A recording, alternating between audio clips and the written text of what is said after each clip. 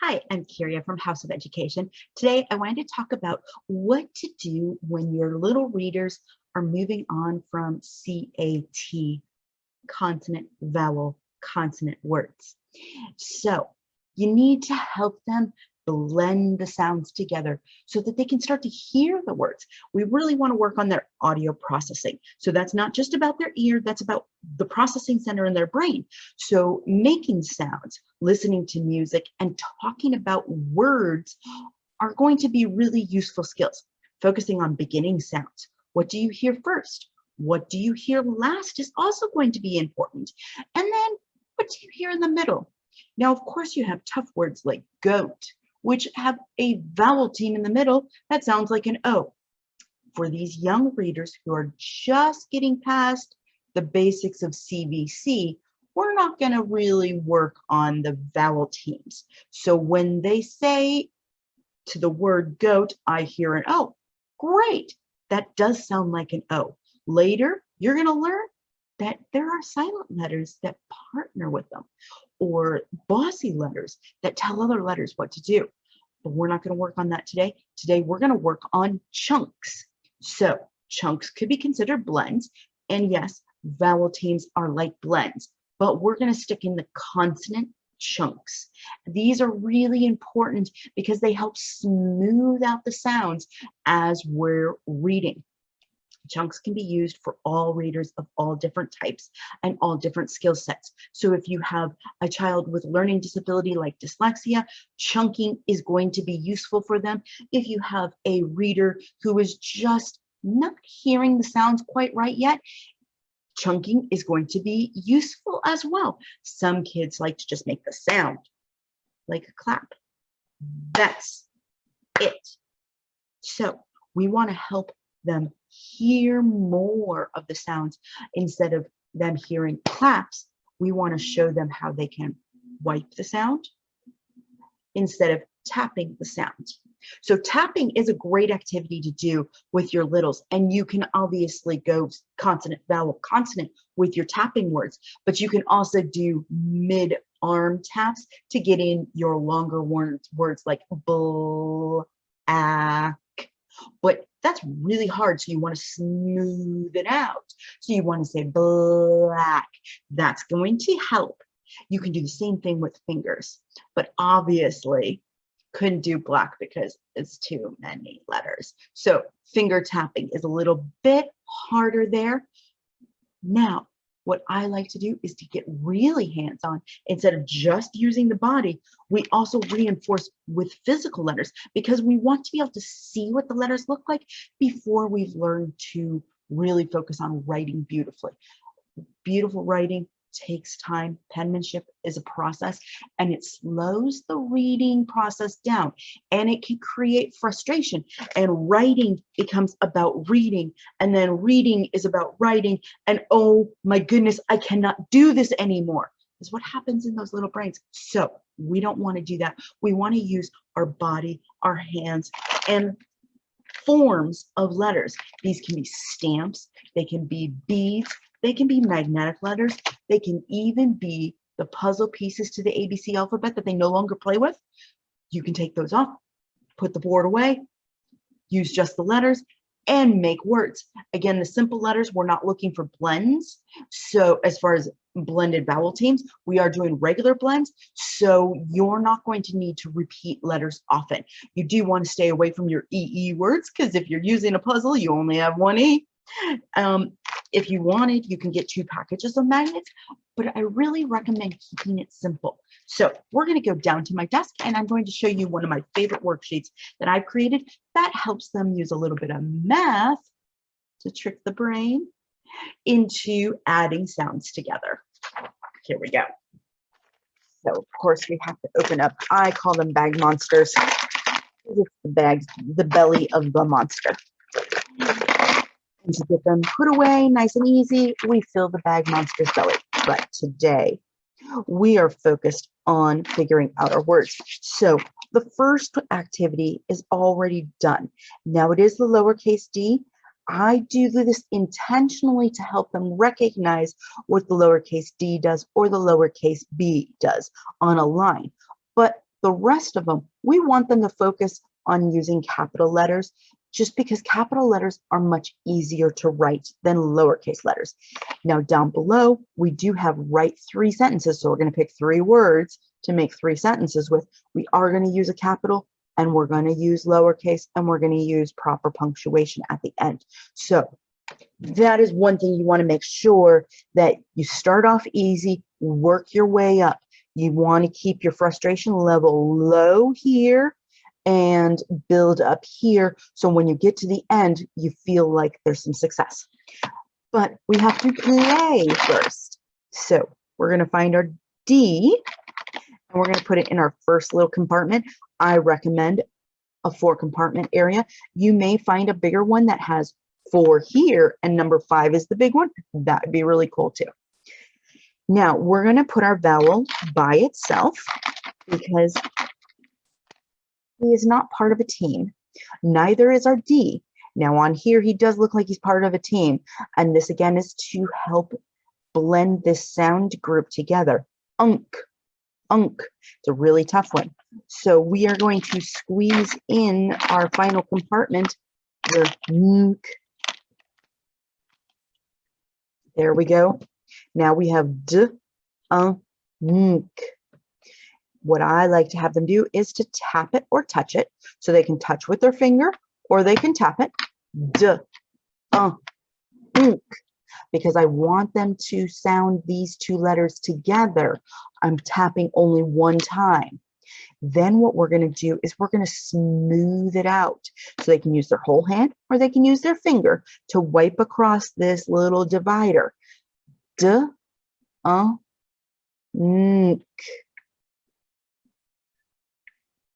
Dunk. Now we have to go fast. I love race cars, so I always say we're going to speed. Dunk. And then they'll be like, what? I just figured out a word. It's dunk. Now, if they don't know the word dunk, then we have to help them. After they've figured out the word, then I recommend before writing that we just verbally talk about the word and how we can use it in a sentence. I dunk my cookies in my hot chocolate. I dunk the basketball when I play with my brother. I dunk my head in the bathtub. Those are some varieties of options. Then I take and move my D over here. We have now used this letter and we have 1, 2, 3 more to figure out. Now we can test other sounds. We don't have to figure out the right one. We want to test and see what things sound like. So w, unk. That's a really hard one to say. And you can share with them. That sounds kind of funny. It sounds really weird to me. W, unk.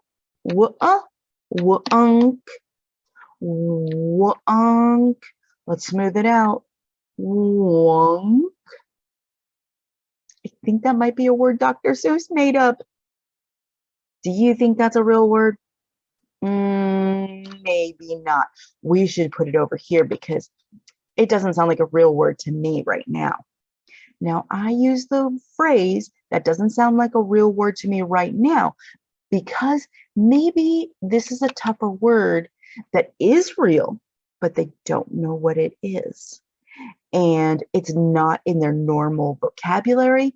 It could be an obscure word. So we want to have the option of today, it doesn't sound like a real word. So next year when they're older and for some reason they've been introduced to this new tough word, you weren't the liar. We want to make sure that as the reading helper, you're not the liar. So we put it over here. It's not the real word today, but let's see if we can find another one and see if we can find a real word. We could try a blue letter and they could pick a blue letter and you can remind them that they need to pick consonants, not vowels, because we already have our vowel. And today he just wants to play with consonants. Later, he'll want to play with vowels and consonants, but today he just wants to hang out with the consonants. So we can try l, unk. Unk. Let's smooth it out. Lonk. Doesn't sound real to me. Kind of an odd sounding one. Let's try another sound. Maybe we should pick a red letter. B. B. Unk. B. Unk. Let's try and smooth it out. Bunk. Bunk. Bunk. Bunk bed. Yes. Bunk bed. There we go. We have another word. And we continue until we fill up this page. Once we fill this page with all of our letters, like bunk, sunk, dunk, and maybe a hunk of chocolate, then I recommend for up here being colorful and using crayon, and for down here using pencil so we can erase. So grab your favorite color and slide the letters over. We already have our D, so we can move him over there. And let's take our B. Now, if you're still working on practicing letters, you can actually use magnetic letters and write on them with crayon. You can barely see it since I did it in red. It does not really make that much of a mark. Let me try a blue one and see if you can see. There's a little bit you can see there. It does not leave a lot. So this is a good place to practice. And of course, it wipes off like a wipe off marker because it's just plastic and wax. So I would practice here before taking it to the paper and adding it there. So you're going to fill in the B, and then B plus unk equals, and then you say it, bunk.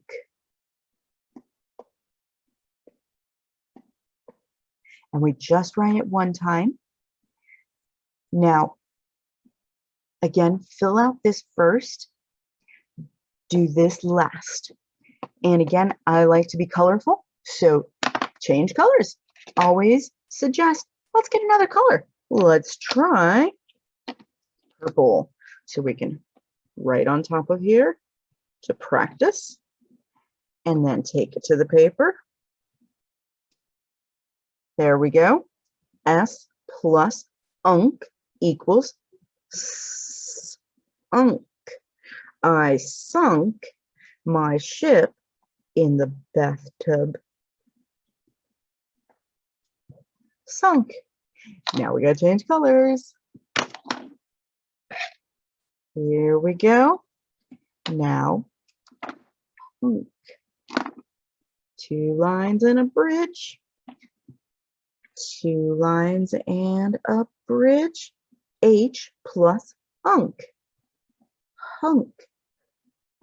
I want to eat a hunk of chocolate cake. What hunk of cake would you like to eat? Of course, don't forget to do your top one.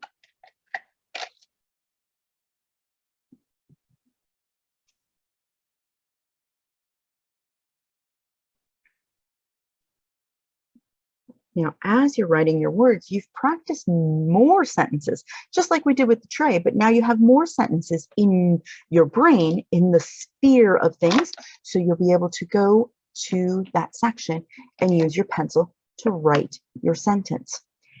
That is it. It's this simple. We're using whole body, hands-on learning.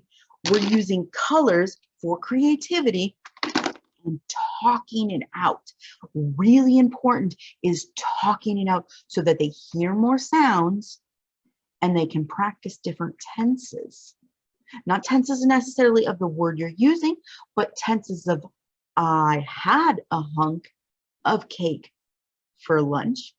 She had a hunk of cake for dinner.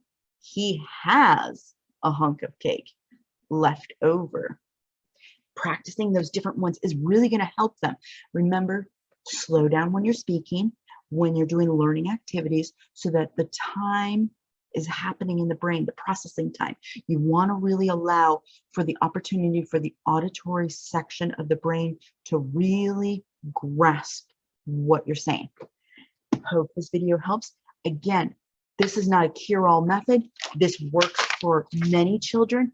The variety of ways that you provide learning opportunities, the more likely they're able to sink in and learn and figure out what works for them.